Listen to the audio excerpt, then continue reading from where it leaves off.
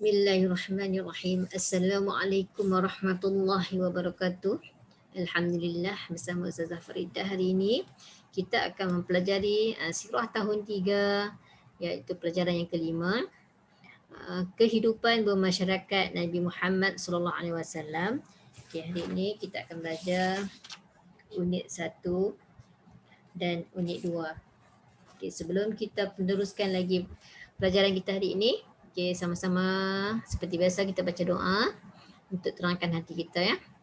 Okay, Bismillahirrahmanirrahim. Allahumma aftah alaina hikmataka wa anshur alaina min khazaini rahmatika ya arhamar rahimin. Rabbi shrah li sadri wa yassir li amri wahlul 'uqdatan min lisani yafqahu qawli. Rabbi zidna ilma warzuqna fahma wa amalan salihan. Amin. Ya. Alhamdulillah. Okey, hari ini saya nak terangkan iaitu cara pergaulan Nabi Muhammad sallallahu alaihi wasallam. Macam mana kita nak tahu cara pergaulan Nabi Muhammad sallallahu alaihi wasallam? Okey, yang pertama Nabi Muhammad sallallahu alaihi wasallam ni mempunyai budi pekerti yang sangat mulia dan akhlak yang sangat terpuji. Itulah Nabi Muhammad sallallahu alaihi wasallam. Dia mempunyai budi pekerti yang mulia dan akhlak yang sangat terpuji. Yang kedua, Nabi boleh bergaul dengan semua lapisan masyarakat.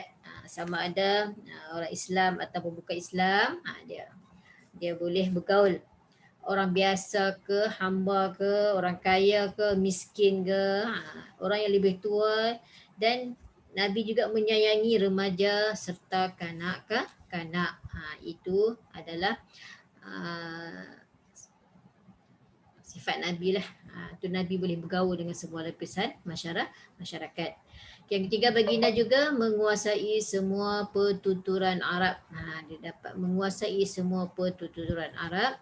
Yang keempat, Nabi Muhammad memiliki sifat lemah lembut, penyayang dan mengasihi terhadap seluruh makhluk Allah. Dan yang terakhir, dalam peperangan Khandaq, Nabi menerima cadangan seorang sahabat yang bernama Salman Al-Farisi untuk menggali parit. Salman Al-Farisi, nama sahabat tu Salman Al-Farisi, iaitu untuk menggali parit. Itu adalah cara pergaulan Nabi Muhammad sallallahu alaihi wasallam. Kita tengok pula unit yang kedua, iaitu pergaulan Nabi Muhammad sallallahu alaihi wasallam dengan para sahabat. Macam mana?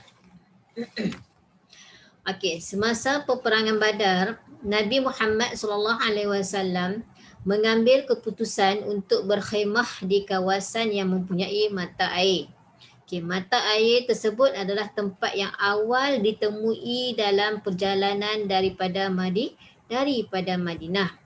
Okay, seorang sahabat yang bernama Hubab bin Munzir, sahabat Nabi yang bernama Hubab bin Munzir bertemu Nabi Muhammad SAW dan bertanya kepada Nabi, "Wahai Nabi, adakah tempat ini Tuan pilih kerana helah perang ataupun arahan daripada Allah yang tidak boleh ditukar lagi?"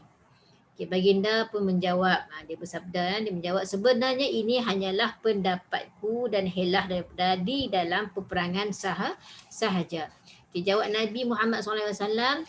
Lalu Hubab pun memberikan pendapatnya kepada Nabi Muhammad SAW supaya mendirikan khemah di hadapan puncak air.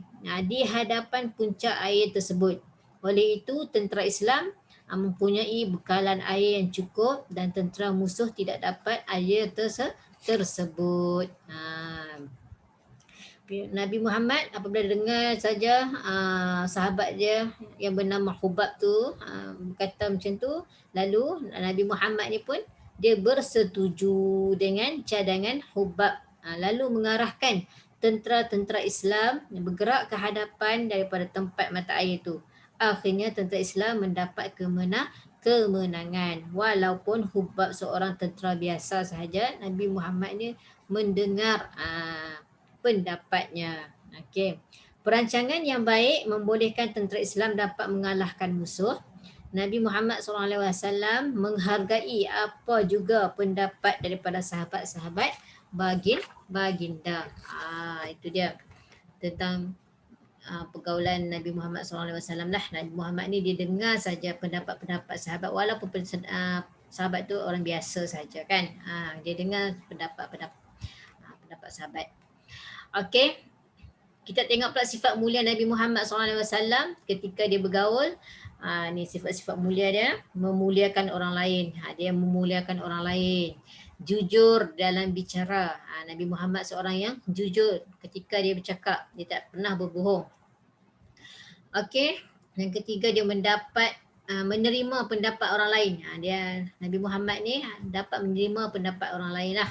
Okay. Merendahkan diri. Nabi Muhammad, ini sifat Nabi Muhammad iaitu merendahkan diri, berlapang dada, tidak memalukan orang. Ni dia tidak memalukan orang. Itu dia sifat Nabi Muhammad. Tidak memotong percakapan orang lain. Nabi Muhammad tidak memotong percakapan orang lain. Okay, berkata baik dan memanggil dengan panggilan yang baik. Oleh itu saya harap anak-anak ustazah juga dapatlah mengikut sifat mulia Nabi Muhammad SAW, iaitu ketika ibu bapa kita sedang berbicara, kita jangan memotong percakapan mereka. Biar mak ayah kita bercakap, bagi habis dulu, kita dengar barulah kita bercakap ya. Itu adalah sifat Nabi Muhammad, sifat mulia Nabi Muhammad, kita kena ikut. Dan kita hendaklah berkata-kata yang baik dengan kawan, dengan ibu bapa, dengan semua. Kenalah berkata-kata yang baik dan memanggil dengan panggilan-panggilan yang baik. Itu. Okey. Ini kita kena ikut semua sifat-sifat mulia Nabi Muhammad SAW. Okey. Okey. Di sini juga saya nak terangkan tu nama-nama sahabat yang dijamin masuk syurga. Ni sahabat-sahabat Nabi ni yang ada di sini ni, iaitu seramai 10 orang. 10 orang, saya cuba bilang 1, 2, 10 orang kan. 10 orang ni memang dijamin masuk syurga. Terus masuk syurga tanpa dihisap lah. Ini memang baguslah, nanti awak akan belajar semua ni. Macam Tolha, Abu Bakar, semua awak akan belajar nanti. Cuma hari ini saya nak beritahu nama-nama ni, 10 orang ni, nama-nama sahabat yang dijamin masuk syurga tanpa hisap. Itu dia. Yang pertama nama dia Tolha bin Ubaidillah. Tolha. Okay. Iaitu sahabat Nabi yang paling rapat dengan Nabi, iaitu Abu Bakar As-Siddiq, Sa'ad bin Abi Waqqas. Kita tengok ni. Talha bin Ubaidillah, Abu Bakar As-Siddiq, Sa'ad bin Abi Waqqas, Sa'id bin Zaid, Zubair bin Awam, Abu Ubaidah bin Amr bin Jaras, Umar bin Al-Khattab, Uthman bin Affan, Abdurrahman bin Auf dan Ali bin Abi Talib. Ini adalah 10 orang sahabat Nabi Muhammad SAW yang dijamin terus masuk ke syurga tanpa dihisap. Ni orang yang sangat baguslah. Okey. Awak kena hafal lah nama-nama sahabat yang dijamin masuk syurga ni. Okey. Kalau boleh tulis dalam buku tulis ni nama-nama sahabat yang dijamin masuk syurga, iaitu Talha bin Ubaidillah, Abu Bakar As-Siddiq, Sa'id bin Zaid, Zubair bin Awam, Sa'ad bin Abi Waqqas, Abu Ubaidah Amr bin Jaras, Umar bin Al-Khattab, Uthman bin Affan, Abdurrahman bin Auf dan Ali bin Abi Talib. Okey, ini nama-nama sahabat yang dijamin masuk ke dalam syurga. Okey, tulis dalam buku tulis ya. Okey, ini akhlak seorang Muslim ni.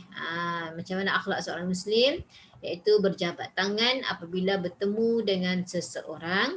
Okay, jangan bersifat sombong sesama manusia. Bersifat ihsan kepada semua makhluk Allah. Itu adalah akhlak seorang Muslim. Kita mesti ada akhlak-akhlak ni. Okey. Apabila bertemu dengan seseorang, kita berjabat tangan. Jangan bersifat sombong sesama manusia, bersifat ihsan kepada semua makhluk Allah. Hadis Nabi daripada Abu Hurairah radhiyallahu anhu bahawa Rasulullah SAW telah bersabda, innama bu'istu li utammima makarimal akhlak. Lagi sekali, innama bu'istu liutammima makarimal akhlak. Itu riwayat Imam Malik. Yang maksudnya, sesungguhnya aku diutuskan oleh Allah untuk menyempurnakan akhlak yang mulia. Okey, itu adalah hadis Nabi. Okay, saya harap murid-murid semua dapat memahamilah apa yang saya terangkan hari ini. Boleh hari ini tulislah dalam buku tulis nama-nama sahabat yang dijamin masuk syurga ni 10 orang ni, hafal dan hafal iaitu Talhah, lagi sekali saya sebut, Talhah bin Ubaidillah, Abu Bakar As-Siddiq, Zubair bin Awam, Sa'id bin Zaid, Sa'ad bin Abi Waqqas, Abu Ubaidah Amir bin Jarrah, Umar bin Al-Khattab, Utsman bin Affan, Ali bin Abi Talib dan Abdurrahman bin Auf. Ini adalah nama-nama sahabat Nabi yang dijamin masuk syurga tanpa dihisap. Okey. Dan hafal juga sifat-sifat mulia Nabi ni lah, dan sama-samalah kita amalkan sifat-sifat mulia Nabi SAW ketika ia bergaul dengan sesama manusia. Okey. Saya rasa hanya setakat ini saja untuk hari ini. Okay, semoga kita bertemu lagi di lain lembaran. Okay, rajin baca buku, rajin buat kerja. Okay, Assalamualaikum warahmatullahi wabarakatuh.